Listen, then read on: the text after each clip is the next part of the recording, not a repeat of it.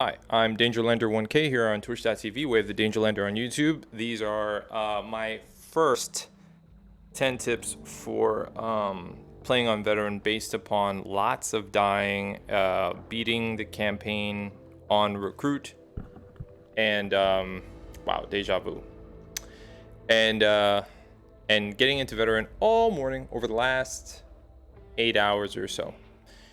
So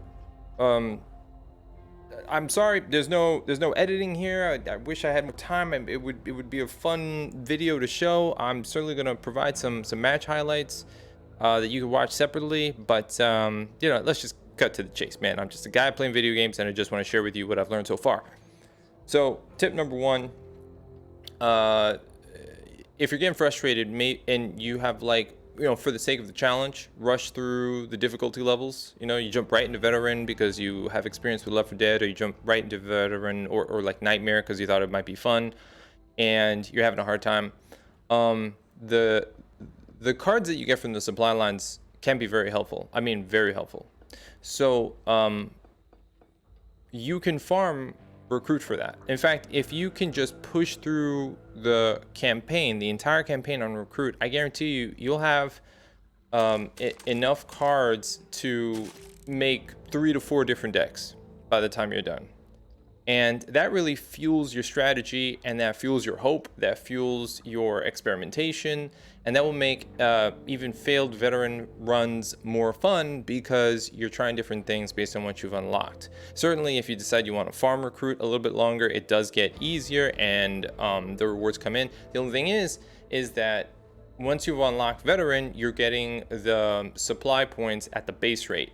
When you're playing recruit, you're only getting them at half rate. So it does make sense to progress, but it doesn't make sense to progress before you've finished with what came before. So I do suggest at least beating the game on recruit at least once so you can get those supply points. And then if you're ever bummed out about a lot of fails, you can always go back and just farm that. But like I said, I have a lot of cards. I feel pretty confident contributing, and so far I've gotten to about 3/4 of the way through veteran difficulty, just through quick plays. I'm still trying to unlock Act 2. That's where I'm at. So that was tip number one. It's okay to beat the game on recruit before you move on, and I do suggest it. Two, the second tip is keep your distance, meaning pay attention to minimum distance, what it feels like. Over time, pay attention to what distance you need to be for the tall boy to reach you if they're gonna smash down on you, or to get you with a grab. Pay attention to the minimum distance of melee for the regular ridden that are chasing you when the horde comes out. Chances are that getting started, and if you're like me, you play a lot of Vermintide, minimum distance is something to get used to, because I always am running into minimum distance to get my melee off. In this game, you really don't want them to touch you. I mean, and you don't have as many defensive moves as you do in a game like Vermintide. Vermintide, you have dashes, you have a backdash, you have a block. Here, you have a shove, and the shove is very helpful. But the shove and then turning and running, or the shove and shooting, I mean, it's like flight or fight every second. The shove gives you a brief second for maybe 2 to 3 enemies that you can shove, but there's always more filling in. So your shove is your defensive move, and by the time that you're there, if your back's against the wall, except that's a wall that other zombies are climbing, it's messed up. So we'll talk a little bit about kiting in a second, but learn your distance and keep yourself away, right? If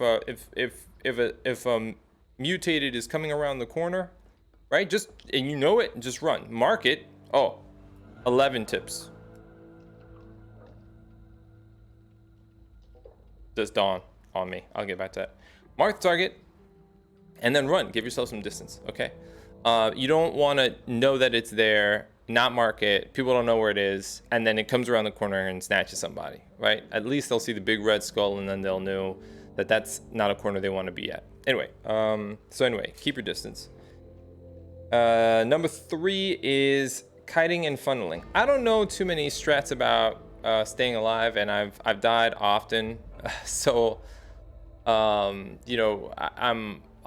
often one of the first guys to go down. I often one of the guys that's taken a lot of damage. Over time, I've become a little bit more conservative, a little bit more on point with both my aim, where to dodge, run, like to be slippery. But two strategies have become really clear to me, which is kiting and funneling.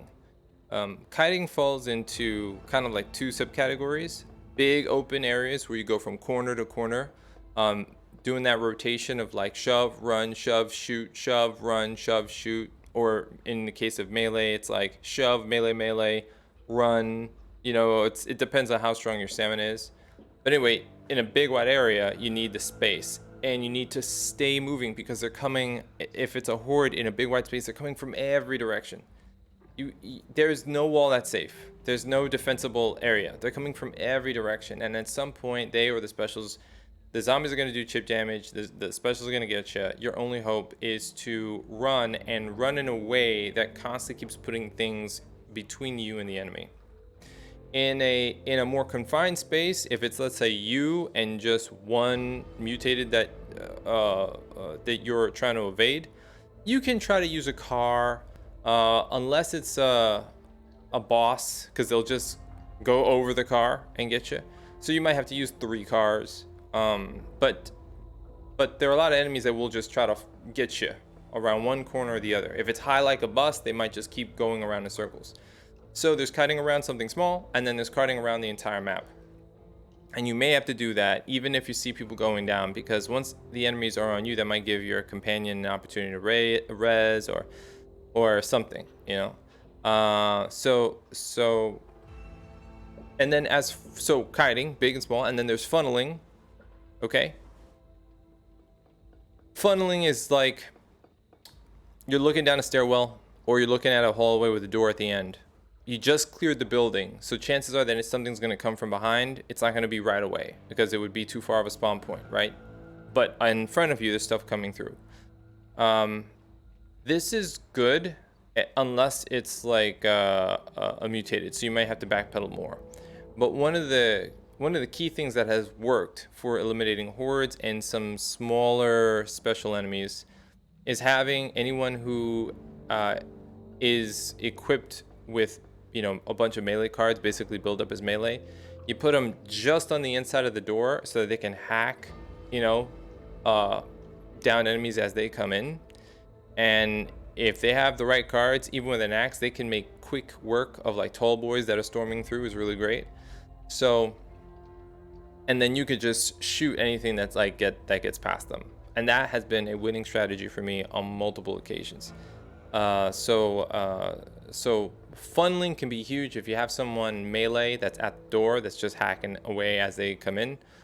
But funneling is also useful for just creating situations like sometimes I'll be pulling a tall boy towards me, but there's one of my teammates is tucked away in a corner behind them.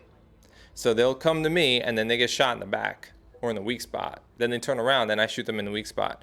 So a lot of times you could take advantage of this and just ping pong. Just realize that in both situations, in both kiting and funneling, you're kind of like a wolf pack. The idea is you're using the environment to keep the enemy running, busy, turning one way or the other so that you have the opportunity to focus fire. A lot of times a boss will chase you and that will open up the opportunity. If a boss or any enemy is looking at you and it's something with reach or a vomit spit or anything like that, just run. Go behind cover, run. Wait till you lose interest, then reassume your attack. Anyway, moving on. Number 4, if you're hearing your like at veteran difficulty, ammo starts to become an issue. So if you're hearing your teammates complain about ammo, like their characters saying I'm running out, just quickly go into your menu and then highlight any ammo that is not the ammo of your weapons, or if you have excess, and just either drop it in chunks or hit drop all, so that whatever they could potentially use is there on the floor. Maybe you're using guns with the same ammunition. It would help if you diversify, but regardless, just mindlessly just drop it. Just drop whatever you're not using that you might have picked up. I can't believe I have to say this, but tip number 5, this is like stock. Just stick with your team. If you are a lone wolf, you might get everybody killed. Every once in a while, there is a player, MVP, okay, that can on their own narrowly avoid just everything and make it to the end, and you're rooting for them the entire time you're watching them. But 99.9% of the time, that asshole who didn't come back for you, and there are certain situations where it's not smart to. It might be better to just wait until you spawn later on, they get you up, or they're that close to the stash that they could just make a run for it, so at least you can clear the map and get something. But there are a lot of situations where we're like right in the middle. They're gonna need us for the rest of the run. There's still stuff roaming, but it's light enough that they can come and like squeeze a rescue out so we can help each other. It's very catch and go, and they just forgot about you. Or people are so focused on running forward that they're not looking behind you, and they're not listening to the sound to let them know that the guy that just rezzed you got yoked up, and you need to turn around and protect them. But they're off. They're off and away. They're just running forward. People leaving each other behind will more often than not result in a loss and in a waste of time, because it's fun, right? But you do want to get some rewards for your time, and getting the supplies are very important. So not being able to finish a run sucks. If you're one of these people and you're thinking, man, whatever, just go. Dude, the game is not built that way. The director is going to find you, is going to send a disabler after you, and then that's it. That's the end of your run. Okay? So, stick with your team. And if a person's not sticking with you, don't get mad at them. They're gonna learn. Okay? So, yeah. Map progression, right? So tip number 6. There are enemies all over the map that are in position. A lot of times they'll just spawn. The director will spawn special units that can then summon hordes. But there are a lot of enemies that are just in position waiting for you to come upon them, right? So, and don't quote me on that. I'm not a dev, so maybe every enemy procedurally spawns as you work your way through, right? But I'm not sure if they do. All I know is that if you've just cleared a building, or you've just cleared a street or an alley, you know that there's no roaming zombies there. There might be some new ones popping over the fence, but it should be like a trickle, right? If something occurs and you got to decide between running forward into the unknown areas of the map that you haven't cleared yet, or backward into areas that you just got out of but are a little bit more familiar. You knew that car was there, you knew this alley was here, you knew those steps were there, you just passed through an office that you can use to provide some cover, maybe get a funneling situation going on.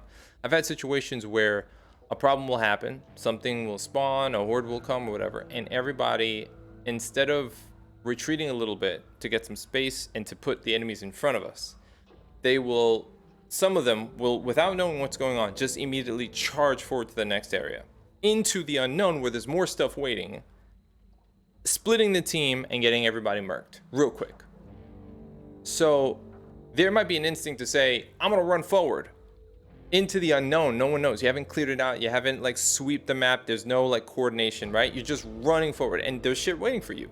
Alone. You and the one person that followed you, or the 2 people that followed you, and then there's a guy in the back that's but it's not safe. And if we all just run and we don't coordinate, we can't cover each other because we're blindly firing and running and losing stamina, and stuff's right on top of us because we haven't cleared it, we're gonna die. Okay, so sometimes you'll make it, and it's okay, and it's great, but a lot of times you won't, and the reason why is because you're rushing it. So I think if you want to farm stuff, if you want to smash the game, just run right through it, be very casual, play recruit, or play recruit on I think there's a classic mode that was supposed to be added, but play recruit. Because recruit will get easier and easier and easier, and you will be able, even though it's half rate, you will be able to get supplies at a regular rate, which will be nice. But if you're going to play on veteran or nightmare, you got to be a little bit more deliberate and tactical, and you can't leave your teammates behind. Don't just rush when there's an emergency. If you're progressing through the map and there's a situation there's a horde, there's some monsters, just back a little bit, right? Clear, clear, clear, and then move. You don't want to dilly-dally because there's going to be more stuff spawning, but you'll feel the window when it's time to move forward. It certainly isn't the time to move forward when the ogre shows up. Like, you need to position yourselves and not add to the problem by going up ahead. I hope that makes sense. Tip number 7 is make use of suppressors and melee. This is something that I'm only just now starting to realize, but enemies are sound sensitive. They're alerted to sounds, and more enemies will approach your location in numbers and in aggression if you're making a lot of noise. So if there are like drips and drabs of enemies in front of you, like there's an enemy here, there's 2 there, and you're just like pop pop pop pop pop pop pop, there's a chance that you're gonna spawn stuff and trigger stuff more so because more stuff is becoming aware. You won't be able to get the drop on things, right? What I have not seen happen is seeing people more like focused on meleeing and moving carefully, getting up close, melee, melee, getting up close, melee, melee, waiting until you're within distance of your enemy. If you're going to use a pistol or something like that, close range. If you I'll give you an example, right? The suppressor will increase by 100% or will reduce by 100% the sound in which other enemies will become aware of the shot. So if you shoot something and there's enemies that you didn't notice on your flank, they'll come at you. But if you shoot and you're using a suppressor, then less enemies will be drawn to you. Now imagine that you're shooting something at a distance without a suppressor. So now that stuff and the couple of things that are around there are running at you that you got to finish off on top of the things that are around you. Whereas if you got closer, kind of cleared, and worked on everything medium to close range, only using snipes for like high priority enemies that you notice or see, right? Like the stuff that explodes or shoots acid on you or is going to charge you, right? That stuff, you know, the specials, the mutants. But everything else, you get up close, snipe, stab, you know, and try to use melee as often as possible. I think the runs that can be very intense will be a lot calmer in general. So using suppressors and using melee as a team, maybe you don't like that. Maybe you like run and gun, but if you want consistent success, especially as you're just breaking into veteran, I don't see why not, you know. So think about that. Tip number 8: don't disturb the birds and don't go through doors with a security warning on them because they have an alarm. There are some people, I have been guilty of this, who are in the heat of the moment will shoot some birds or try to open a door, not realizing there's an open window right next to it. You do not have to go through that door, but they will trigger an alarm. Sometimes alarm. I can't tell you how stressful it is to have just survived a desperate encounter with a special here, a special there, res this guy, ran around a bunch of times, something else spawned. Finally, right? We get everybody up, and the first thing they do before we can even progress a little bit, maybe find a bandage, is they get a bird nest active, they trigger a car alarm. Oh, car alarms, be aware. If you're looking for change and the team is healthy, go ahead and break the window. If the team is on their last legs and you see a pile of cash through a car, don't break the window. Circle the car, see if there's an open window. Oftentimes there is at least 1 or 2 open windows. And if there is no open window and the team is kind of like it's like on shaky legs, a lot of people are missing more than half their health or whatever, just leave it. Be smart, okay? Risk versus reward. You want to get people to the end and as close to the end as possible. So, yeah. Don't disturb the birds. Don't shoot cars crazy. Move enemies away from these things so you don't accidentally trigger stuff. And the thing about doors, if you shoot around the door once or twice, if there's an enemy on the other side, they'll try to break through the door to get you. And when they break through the door, they do not cause an alarm. So use the zombies. You'll notice that people will go up to a door. They want to get in, but they'll shoot or they'll do something, and then they'll wait. Just wait. What they're waiting for is for the zombies to punch their way through the door so that the alarm doesn't go off. Tip number 9, if you're in front in a firing line on veteran or whatever, just duck. Duck if you are in front. If you're in front of other people trying to shoot, right? Left, right, forward, and backward. Narrow corridor. People in front need to duck so that this way they're not getting shot in the back and the other people can add their firepower. It's common sense. A lot of folks don't do it. A lot of times I'll see people just standing in a row shooting at something that's trying to get through the door. You hope it's tall enough I could get the very top of it, but there's always a chance that like the guy's gonna jump or get knocked in the air, and I'll shoot him by accident if I even want to contribute, because I can't see the boss. They're in the way. So duck in front.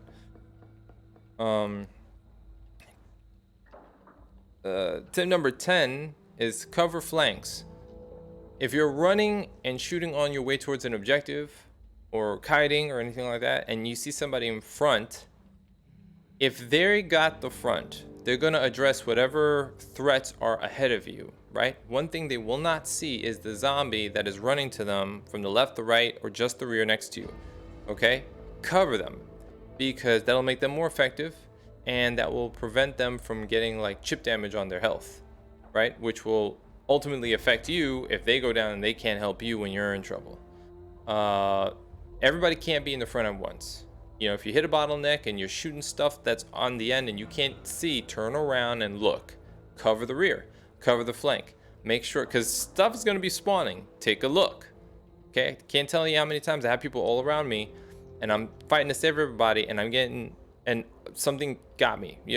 I've got 2 or 3 or 4 or 5 hits and whatnot, and that's how I go down, because everybody's like focusing on the front and nobody's taking a look at the slow but deadly horde that is chipping away at your health. Okay, and the last tip, 11, is mark the targets. The bots do it. It's incredibly helpful. Mark special units. Mark them. There's sometimes fog. There's sometimes night. People get confused. They didn't see the enemy when you did. They were shooting something else. They need to know before they charge ahead that there's something around that corner, or there's something on the other side of that wall. They need to know. Mark your targets. That's it. If you can't take it down in one shot, like one of the sleepers on the walls that Carly can spot, if you can't take it down in one shot, mark it so everybody who's looking in that direction knows that there's something there, and then they can do what they need to do. So that's it. Those are my so what do we do? One was go ahead and beat the game on recruit to give yourself a nice deck to work with in veteran, to create different classes and stuff.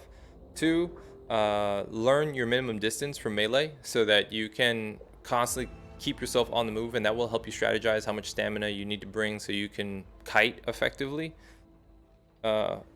3, as you repeatedly struggle and die, keep in mind kiting and funneling. There's a lot of opportunities in every map, in every mission, for kiting and funneling. Am I in a wide open area? Am I in an enclosed area? Is there something that I can run around? Is there a situation? In terms of positioning, if I'm running around a vehicle, you can also sometimes get on top of the vehicle to force enemies to climb on top so that you can hit a few of them, kill them, and then run off, then jump onto another vehicle. Sometimes you can kite vertically. Sometimes what I'll do is I'll run upstairs, have something chase me, and then drop down. So there's like limited scale kiting, right? Up, down, or around in a circle, and then there's like full map kiting where you're running, jumping fences, dodging through cars, hitting one corner, turning around, shoot, then run to the other corner. The only way you're going to do this effectively is if you know minimum distance, and if you have some kind of speed buff on a card or two. Okay. 4 was drop ammo that you aren't using because your team is going to run out of it. You'll start hearing that. 5 was stick with your team. Do it. Don't like if you run ahead and die, You're like the guy that said, let's split up in a horror movie. That's basically what you said. So don't be that guy. 6, map progression. What's ahead of you is unknown. What's behind you is more known. So if something occurs and everybody needs to like strategize, get set up, deal with a problem, don't go rushing in and don't go rushing past it. Deal with it. Give yourself a brief window to heal, get everybody, and then move forward as a unit. 7, make use of suppressors and melee. If it's just a zombie here, a zombie there, melee. You know, melee. And if you have to use your sidearm, or if you have to shoot them, or you didn't bring a knife or anything, that's fine. But then medium to close range, just take them out as you come across them. Because by everybody popping off at long distances, you're just letting the whole map in that region know that you're there. And maybe that removes your advantage in a lot of scenarios that you didn't even realize, because you're not, you're not reducing how much your enemy is aware of you, right? I don't know. That makes sense to me. I think that's why they put that stuff in the game, right? They're noise sensitive. So use that to your advantage and try to reduce your noise if you can help it. 8 was don't disturb the birds. I've seen people try to lob a grenade and a coordinated group can shoot all the birds. You could just as easily avoid them. Don't disturb the birds. Look at the doors, every door, for that note that says there's an alarm on it. Use windows or other avenues to get in. A lot of times there are other ways to get into a building without breaking the door. Or let the enemy break the door. Okay? Let the ridden break the door. And be careful where you're firing so you don't set off car alarms. And number 9 was that if you're in front in a firing line, duck. Okay? To give more spread in that firing line to your allies. Cover the flanks. If somebody is charging ahead and that's just what you're doing, watch their left and watch their right. Try to keep enemies off them, protect them. And tip 11, the bonus tip, was mark. So I just said it again. All of them. The last one was mark your targets. That's left bumper on the Xbox controller. I don't know what it is anywhere else, but mark. Does everybody a favor, makes them more situationally aware, and they can, synergize better when they understand what the threats are. Everybody should be marking. Later on, there's even a mod, if you like marking a lot, that will improve damage on that target. But that's only if that's your build. But yeah, mark targets regardless. Okay, that's it. So I am here on the couch, enjoying this game, learning it, and I hope to be in nightmare difficulty after I struggle and die, trying to unlock all the checkpoints in Act 1. In all the acts on Veteran. Once I've done that, and you could say that I've beaten the game, I've beaten every mission. I'm just doing it through quick plays regularly. Then I'm just gonna be a nightmare, and we could talk about nightmare, and we could talk about whatever it is I learned at that point. So hopefully that makes sense. And there's other stuff that you've learned, feel free to drop it in the comments, or head on over to my chat on Twitch and let me know what kind of experiences you're having. Enjoy the fails. There's gonna be a lot of them. It's fine. And yeah, I look forward to hopefully seeing you around, maybe playing with you guys sometime. I'm Dangerlander1K here on twitch.tv. We're the Dangerlander on YouTube. And yeah, that's that. All right, peace, toodles. May the Dangerlands favor you. Enjoy.